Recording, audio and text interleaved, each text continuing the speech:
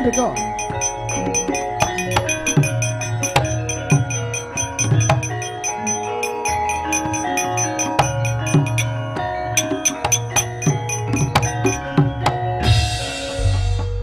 Tinututi lamun katututan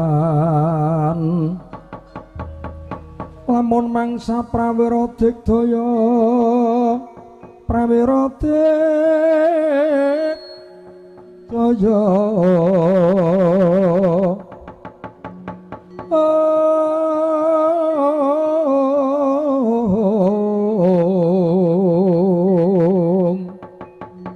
gumregut maguting ayuda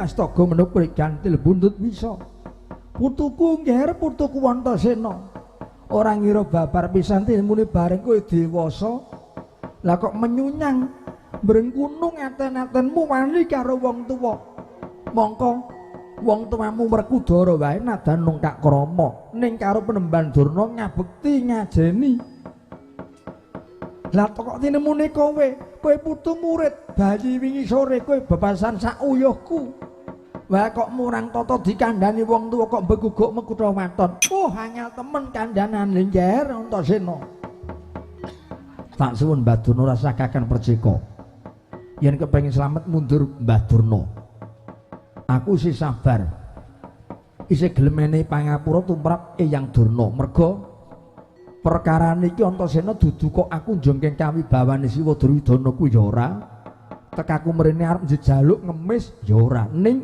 nakoke hake Antasena nakoke hake para Pandhawa wujude kamukten bumi negara Ngastina Siwa Duryudana ki mung dadi ratu wakil ngendikane biyen Eyang Pandhu yen Pandhawa wis dewasa tumuli negara kudu dipasrahke dening Pandhawa lah kok nganti saiki enak kepenak nglungguhi klasa gumelar tenguk-tenguk nemu kethuk bareng ngemut gula krasa legi eman nggone nglepeh wusana kepengin duntal sak lodonge kuwi apa bener yen ngono Eyang Durna manut ya ngger prayigane kowe bali wae kowe bali ora sah ngame-ame kamukten ora njaluk bumi negara Ngastina bali lan ora iki dudu garapane Eyang Durna ning niatku sing kaya ngene iki mergo aku kepengin ngayomi Kakang Pancawala mesake banget kaya anak ratu kok ming poporiman anak ratu kok ming gelarangan saorane ya umpama dine pegawean dine panguwasa dadi ratu kena kanggo pengayoman sanak sedulur lan kulawarga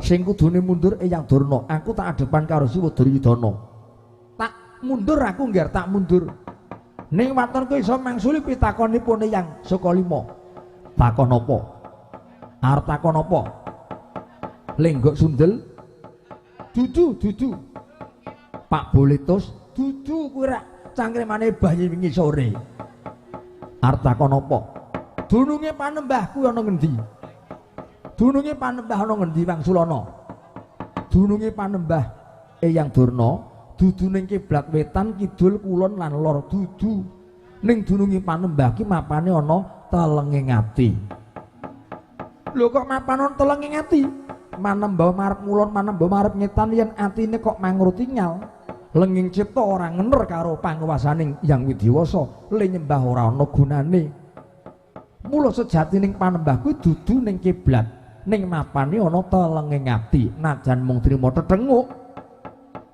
najan mung trima lungguh lamun to bisa nyirep mubal babaling kamurkan bisa nyirep tumangkare hawa nafsu kurang seru ada.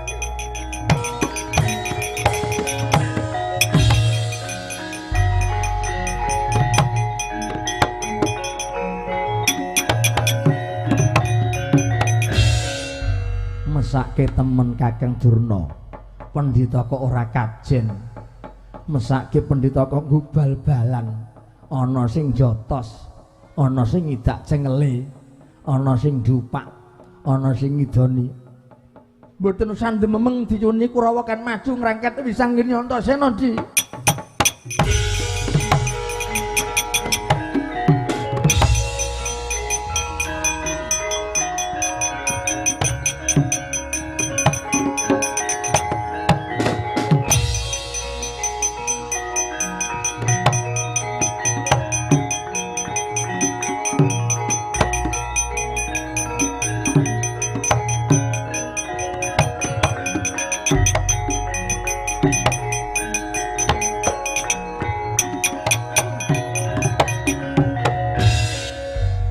Kakang Pancawala, Dimas Antasena kepiye Dimas? Aku labuh karo panjenengan. Tak labuhi nyawane Antasena bareng karo Wisanggeni. Mula kowe iki anak ratu aja klemak-klemek kaya midak kapuk ora pendeng. Anak ratuku sing rada semangat, sing rada cakcek, sing rada trengginas. Aja ingah-ingih. Terus karepmu kepiye? Kepeksa kriwikan dadi grujugan, geguyon dadi tangisan. Layang kekancinganing Praja dijaluk ning semune Siwa Duryudana ngukui Kurawa ora trima maju ning palagan. Tak bote saka mburi, Kakang Pancala kudu wani tangkep Jaja milang tatu mungsuhe Kurawa. Nanging yen upama aku kudu pasulayan, aku ora wani Dimas Antasena. Merga Pancawala ora kulina dredah, ora kulina klera-kleru. Yen nganti aku kok njurut tanding lawan sedulurku dhewe, apa ora bebarang wirang wis ora usah kesuwen. Kok dadak mawi kokean omong sing nembungke aku bareng karo Wisanggeni toe nyawa. Sakwise ngono kuwi kudu wani ngadepi bebaya iki. Yen ana ketelek nglakon aku sing tanggung jawab. Ning aja ado-ado karo pun Kakang Dimas Antasena. Maju dhisik mengko yen kalah aku sing bakal nrenggalani Kakang Pancawala.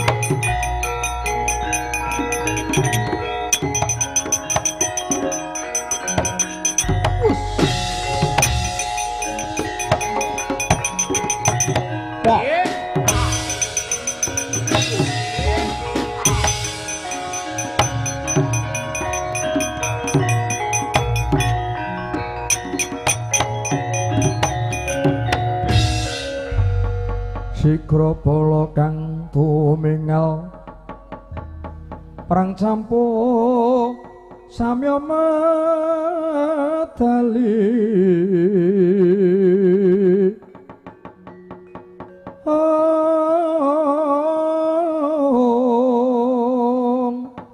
ler tadet wilading gada Dayanggung manguncang niti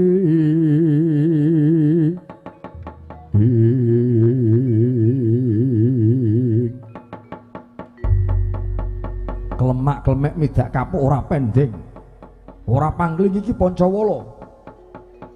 Nuwun inggih wa ingkang putra kula pun Pancawala nyaosaken pangabekti mawan tumugi konjuk ngandhaping pepada Siwa Kartamarma. Ora sah nekuk dengkul nganglungke jangga nguncupke asta, ora guna kowe Pancawala. Yen pancen kok bekti ngajeni karo wong tuwa saiki kowe kudu bali. Ora sah ngrasani kamukten negara Ngastina. Bali. Yektosipun kula badhe wangsul nanging ingkang ngalang-alangi kadang kula piyambak pun Dimas Antasena supados kula menika tetep tangguh tanggon. Kula mboten dipun keparingaken wangsul. Kowe aja melu bocah ndugal warisan. Kowe jejer cedhak karo wong nakal ketularan dadi wong nakal. Kowe cedhak karo wong doyan rokok, kelakon seneng rokok. Mula nek serawung kuwi ngati-ati. Aja cedhak aja jejer karo wong sing seneng rokok. Ora wurung kejaba pemborosan kuwi bisa ngrusak diri pribadimu. Kudu dijaga, kudu direksa. Kowe jejer srawung karo wong tukang mendem, mesti bakal ketularan melu mendem. Ning kowe jejer karo kiai, jejer karo brahmana, hurung karo wanisa. Mergo kuwi ora gampang sangu dadi wong pinter. Inggih. Kowe seduluran, kowe kekancan karo wong tukang dolanan wong wedok, gonta-ganti pacar, kowe ya melu ketularan. Inggih. Menapa mekaten wae. Kandhane ora usah ngeyel. Luwih pengalaman wong tuwa tinimbang bayi wingi sore. Mula saiki tak kandhani kowe bali. Bali. Lajeng kula kados pundi yen kula wangsul kula dipun dukani Dimas Antasena. Kowe wedi karo Antasena apa wedi karo Punwa? Yen kowe wedi karo Punwa mundur. Durung mangsane kowe arep njaluk kamukten. Ning yen kok kowe wedi karo Antasena, padha karo wani karo Kartomarma, wani karo wakmu iya. Kula mboten wantun. Kula mboten wantun kalian Padukawa. Bebendu menapa ing kula sandhang yen ngantos kula wani tanding yuda kalian Siwa Kartomarma. Piye? Meksa isih ngeyel. Meksa isih mbring kunung Pancawala. Iya. Ora gelem bali, ora gelem mundur, nyoh tampanono.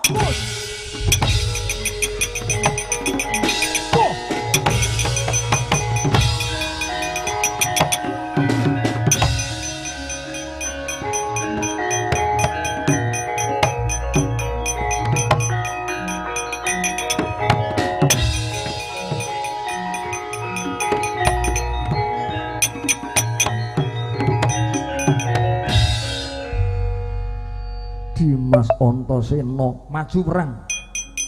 Kakang Pancawala ora wani perang, tak gejeki dhewe malah kowe.